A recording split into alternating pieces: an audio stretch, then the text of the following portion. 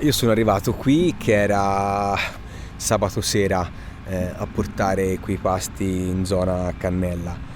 Con il collega ci siamo fermati poco prima del ponte e abbiamo percorso tutta la strada a piedi.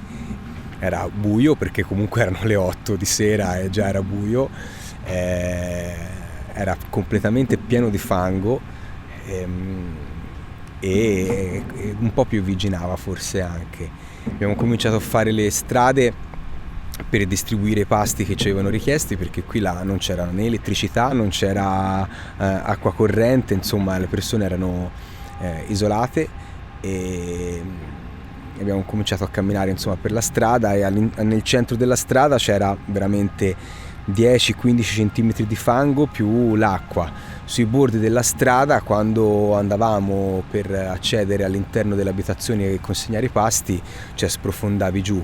E io poi dopo mi sono incamminato fino qui al metano, però dopo ho rinunciato perché il fango era molto alto e non era proprio sicuro, ecco, non sembrava uno scenario sicuro.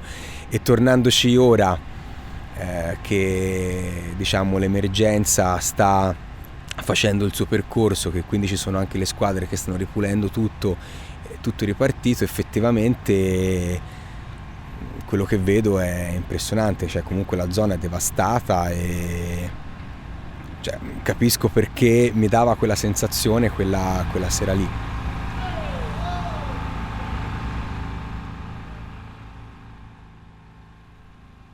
Una velocità pazzesca stavolta, guarda. Si era messa a raggiungere il livello un quarto d'ora. Una velocità pazzesca, guarda. Ho messo la roba che ho lavato da qui, quello che ho potuto salvare, diciamo, le derrate alimentari, scatolette, il tonno, il zucchero, il sparo, il pepe, gli auli, l'ho appoggiato lungo le scale, i gradini, no? Poi a un certo punto mio figlio mi ha chiamato da fuori, mi ha detto, dice babbo, se te la senti, prova a alzare la roba, perché mi sa che l'acqua ne viene parecchia. Beh, io la compagna mia, io lavavo la roba dal gradino, non facevo in tempo a liberare un gradino che già mi arrivavano i piedi, ci credete?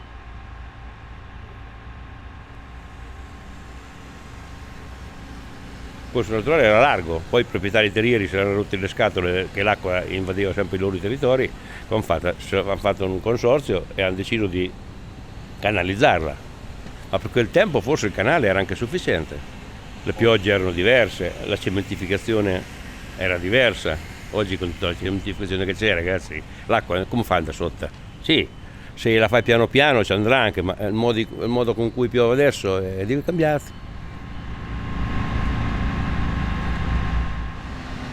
Questa è una zona da delocalizzare, se loro qui delocalizzano automaticamente diventa un bacino naturale che ci aiutino ad andare via da qui, danno un contributo, io non dico del valore 100%, ma un contributo che si riesca ad andare via.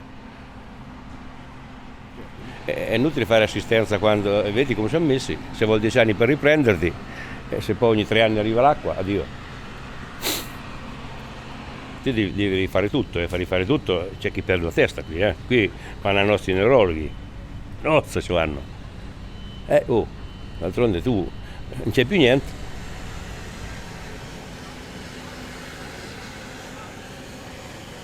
Beh, noi siamo colonna mobile del Veneto, siamo un po' sparsi in tutto il Veneto. Io personalmente vengo dal Cadore, Auronzo di Cadore, e ci siamo trovati tutti, siamo gente che ci conosciamo e quando partiamo noi dobbiamo lavorare.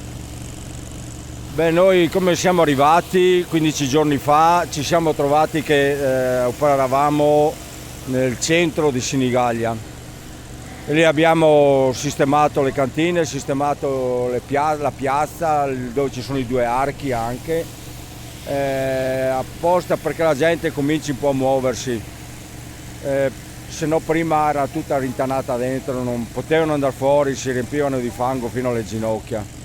Finito quella parte lì ci siamo spostati sulla zona industriale qua e stiamo pulendo anche la zona industriale.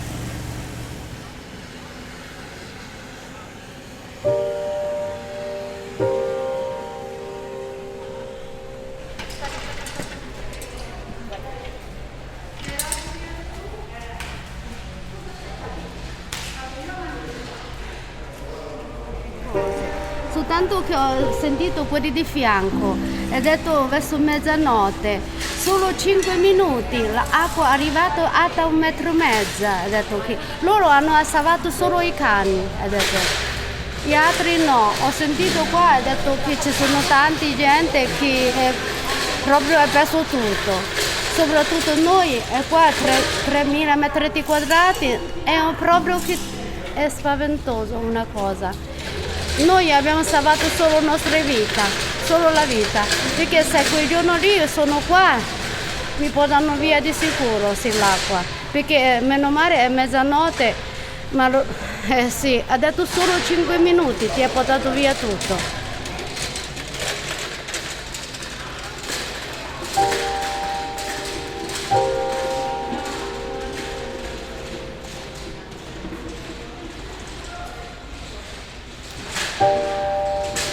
La porta sono tutto forzati dall'acqua, loro sono entrati e quasi svenuto. È tutto cosa distrutto, tutto.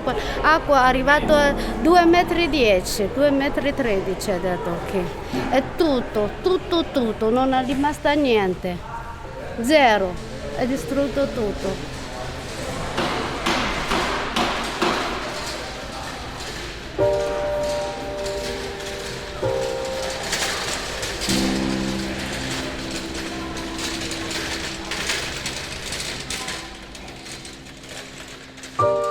Ma io ho detto veramente, per noi stranieri abbiamo faticato tutto per attivare un'attività, abbiamo finito 5 minuti, tutto, e mi ha distrutto anche la vita.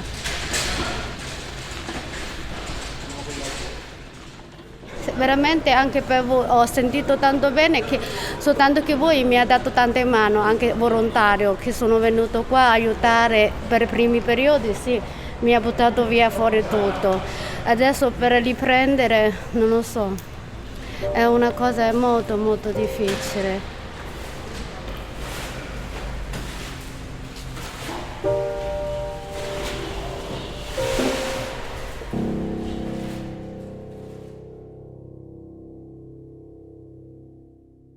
La cosa per una che ha abitato una vita dietro al fiume, la prevenzione e la manutenzione dei margini del fiume, perché prima ognuno si faceva il pezzettino suo, si potava, si bruciava le sterpaglie e l'acqua, anche se veniva giù alta, passava da pianta a pianta. Adesso non si può fare più niente, non si può prendere la legna, non si può dar fuoco sul luogo a quelle cose lì che poi quelle che hanno fatto casino. Questo per me è un tipo di prevenzione. Babbo mio, che non c'è più, aveva il pezzettino di terra di fiume suo.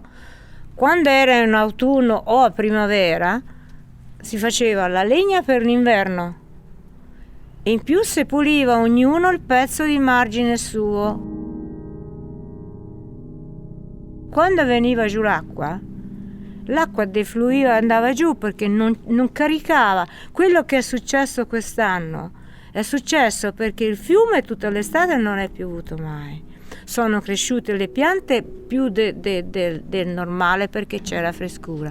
Quando è arrivata quest'acqua qua, cosa è successo? Che le piante non si sono chinate all'acqua che aumentava, ma l'acqua l'ha stritolata. Infatti il rumore che si sentiva era una cosa devastante, perché si sentiva lo scricchiolio di queste piante.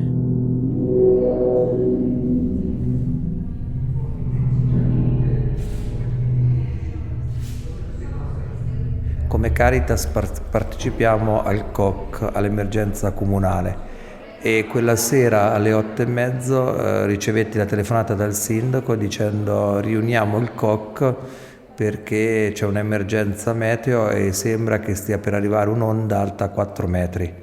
Io lì per lì pensavo che stesse scherzando perché era una bellissima serata mite, nemmeno pioveva a Senigallia e non capivo proprio il senso di quello che stesse succedendo. Di lì a mezz'ora avevamo già aperto il centro di accoglienza sfollati e dopo un paio d'ore arrivò la prima ambulanza con la prima famiglia sfollata già bagnata perché aveva l'appartamento invaso dall'acqua. Abbiamo avuto l'intuizione, anche a memoria del 2014, quella di fare dei presidi. E il presidio cos'è? Un avamposto territoriale nel pieno dell'emergenza, ed è diventato poi nelle ore successive il luogo dove noi con i pulmini abbiamo fatto recapitare di tutto il materiale che in tempo reale raccoglievamo. Un grandissimo ruolo l'hanno giocato quest'anno i social, perché noi comunicavamo in tempo reale, ad esempio c'è bisogno di stivali, e veramente dopo mezz'ora vedevamo persone che arrivavano con gli stivali, a portare stivali nel punto dove abbiamo allestito l'organizzazione dell'emergenza, che è il seminario vescovile, una struttura messa a disposizione dalla diocesi, molto funzionale sia per i grandi spazi che ha ambienti locali, ma anche perché è collocato in un posto, in una collinetta in cui l'acqua ovviamente non può arrivare. Da lì abbiamo fatto una sorta di quartier generale dell'emergenza, sia per accogliere sfollati, sia per organizzare il ritiro di tutta la merce che arrivava e che richiedevamo in tempo reale. Poi da lì i pulmini smistavano in questi presidi. È sicuramente un'attenzione importante quella della comunicazione in certi eventi così veloci e drammatici.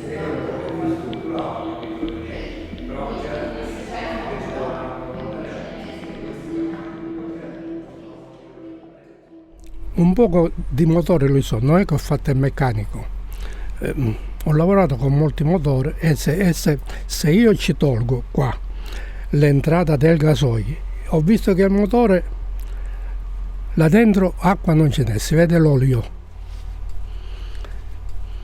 Da Siracusa, sì, da Siracusa l'ho portato io e mia moglie. Noi siamo residenti là e abbiamo venuto a passare 2 o 3 mesi qua con mio figlio. Stavamo cenando come alle 9 di sera, io, mia moglie e mio figlio maggiore, e abbiamo visto che sta piovendo. E sta piovendo forte. Dico, quando mi affaccio? C'erano i cani, c'erano là 2 cani che facevano un casino. Quando mi faccio per i cani? Mi affaccio per i cani e già vedo che l'acqua, il fiume, già l'acqua era 4 diti che stava entrando dentro. E lui mi dice, mira, chiudi. I cani si sono salvati per i fatti suoi. Si sono salvati natando. Sono cani che ti dico una specialità. Mio figlio non li ha persi. Invece l'acqua cominciò a salire. Con la porta chiusa entrava. Poi di repente è venuto un botto. Ha reventato la porta. L'ha tirata dentro e ha cominciato tutti i mobili a girare attorno perché l'acqua a entrare ha cominciato a fare mulinello, e noi altri là sopra con gli occhi sbarrati. Hasta quando? Sarà che è l'ultimo momento di noi altri. Comunque abbiamo vissuto dei momenti tristi, però meno male dopo qualche oretta messi affacciati del balcone, esci del balcone, l'acqua è arrivata a così a 1/4 del balconcino è arrivata. Significa che se continuava mezz'ora ancora, io non so dove dovevamo andare a finire noi altri, come tanti altri che non ce l'hanno spuntata. Così che comincia poi a scendere l'acqua e grazie a Dio ci siamo tranquillizzati. Però nella notte non ha dormito nessuno, perché l'acqua magari che scendeva, non è che è scesa di un momento all'altro. Dopo la mezzanotte l'una cominciata a mermare, si cominciava a vedere il pavimento, però non così, con un palmo di fango. E comunque abbiamo passato la notte e l'indomani poi, quando si è fatto il giorno, abbiamo visto tutto il bene di Dio. Abbiamo perso tutto, però ci siamo abbracciati, abbiamo la vita e questo è tutto. E siamo qua. Il resto, Dio è grande.